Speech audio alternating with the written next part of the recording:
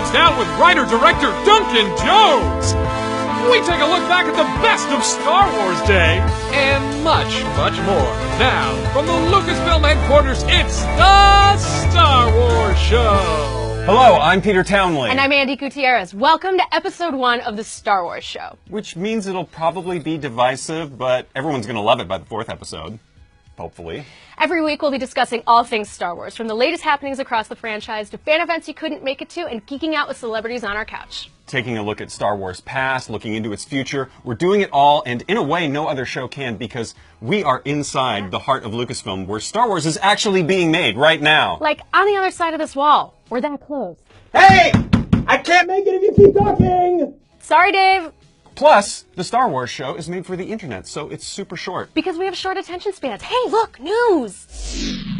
Last Wednesday was May the 4th, and there was a ton of awesome Star Wars Day news and fan celebrations that went along with it. Oh, yeah. Like this video of the President and First Lady dropping it like it's Hoth with R2-D2 and a pair of First Order Stormtroopers, or this picture of Mark Zuckerberg in a team meeting with some familiar faces. And let's not forget about those incredible fan videos. Frank Howarth created a Death Star made completely out of bamboo, and the Brotherhood Workshop posted this jaw-dropping shot-for-shot recreation of the Rogue One trailer, done completely in Lego. Additionally, Star Wars Celebration Orlando was announced, taking place April 13th through the 17th, 2017. And speaking of celebration, Celebration Europe is just 2 months away, which brings us to a tiny bit of breaking news. We are very excited to announce that Kathleen Kennedy and Gareth Edwards are kicking off the massive fan gathering with a Rogue One panel on July 15th. I cannot wait for that. The cape game in that movie is strong.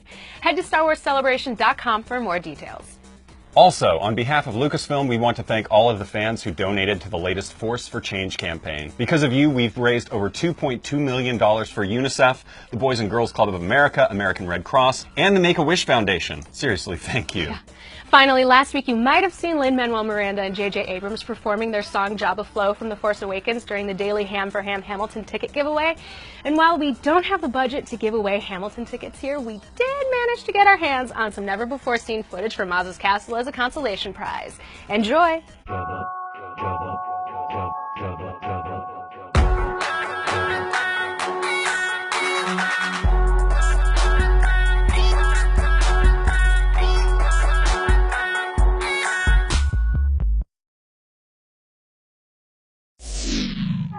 I'm here with the writer-director of Moon and coming soon Warcraft, Duncan Jones. Duncan, thank you very much for coming on the show. It's very exciting to be here. This used to be a copy room. Really? Yeah. Look at us now. And now it's this spectacle. Yes. And I love your theme music. Oh. So, hey, you're a big video gamer, right? I am, yeah. Were you playing games young on the arcade cabinets or home systems, or how did you kind of get into it? I guess started off on the Atari and then moved on to something called the Commodore 64. Then the Amiga 386, 66, 486, 66, and then stayed on PCs. Not so much into console games, but no, I've a gamer a long time. How has your experience as a gamer affected you as a filmmaker? I kind of managed to sneak a few things in along the way. I did a film called Source Code where there was kind of an opportunity to do this kind of stunt, and we were talking about how we wanted to do it, and I was like referencing GTA. I was like, wouldn't it be great if it was like when you jump out of a car that's moving in GTA and the camera kind of just rotates around the person while they're kind of rolling across the floor? Yeah. And we ended up actually doing this great stunt that we kind of had a very unique visual aspect to it. And then obviously Warcraft is based on games, so there's a couple of little callbacks to the old isometric view from real-time strategy games and things like that. One of the things I really liked about that Lion's Pride video that came out shortly ago is there was a poster there referring to the kobolds and the Jasper Lode mine. Yeah. It's a quest that's in Warcraft. Yeah. Can we expect a lot of Easter eggs like that? Tons. Great. There's a lot. A lot of the people who were involved in what we did were fans and players of the game. So, you know, we all kept each other honest and we all kept each other pushing as much as we could of extra little goodies and Easter eggs into the background of shots and just making it as rich and as full as we could. The idea is to make a film that everyone can appreciate, almost like a Pixar movie where you make a film that works for the kids and then also for the adults. You're kind of trying to make a movie which works for people who know nothing about Warcraft and at the same time also have a whole layer of extra detail that audience might not appreciate, but our fan base audience will really appreciate. I've read that when you were a kid, you started filmmaking using an 8mm and doing stop motion with Star Wars toys and Smurf toys. Yeah, absolutely. My dad showed me how to use an 8mm camera for one-stop animation. And no, I would just like go out in the yard and I'd sort of build these landscapes and I'd use my Star Wars figures and come up with sort of almost like old silent films. I'd have little cards that would pop up with dialogue and then the Star Wars figures would move around. But Star Wars was huge to me growing up. And back in the old days, they had Sony U-Matics, which were basically these gigantic cassette tapes. That was before VHS. That was before Betamax. Before Betamax, before VHS. And when I was a kid, we had 2 of those that had Star Wars 4, the first one, New Hope, on it. So I had a copy of that. I had a pirate copy of that on Sony U-Matic. So my friends from school, they used to come around to my house and we would watch this beaten up old U-Matic of Star Wars, and that was kind of like a big treat for us. Thank you so much for being on this Really show, nice Duncan. talking to you. I really appreciate it. Be sure to check out Warcraft, coming to theaters on June 10th. Hey everyone, Caitlin here, and I'm at UCSF Benioff Children's Hospital. We're about to bring a little bit of Star Wars to the kids inside. Let's go.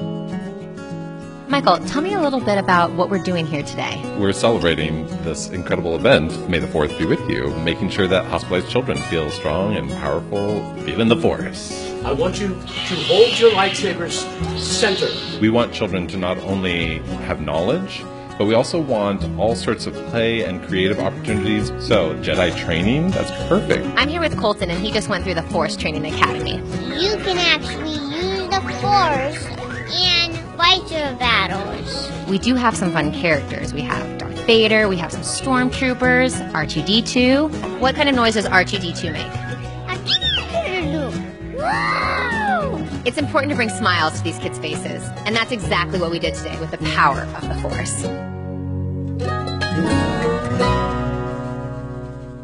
The Star Wars Show presents Everything is Important. This week, Kidster. Limited to 83 seconds of screen time, most of which his hands were glued to a pod racer before Qui-Gon forcibly removed them, Kidster was the awkward high-fiving best friend of Anakin Skywalker. Without Kidster, Anakin might have never left Tatooine, secretly married Padme, been the father of Luke and Leia, and the grandfather of Kylo Ren. Because without Kidster, there is no Darth Vader. And without Kidster, Star Wars would have never had this phrase. This is so wizard. Wizard indeed, Kidster.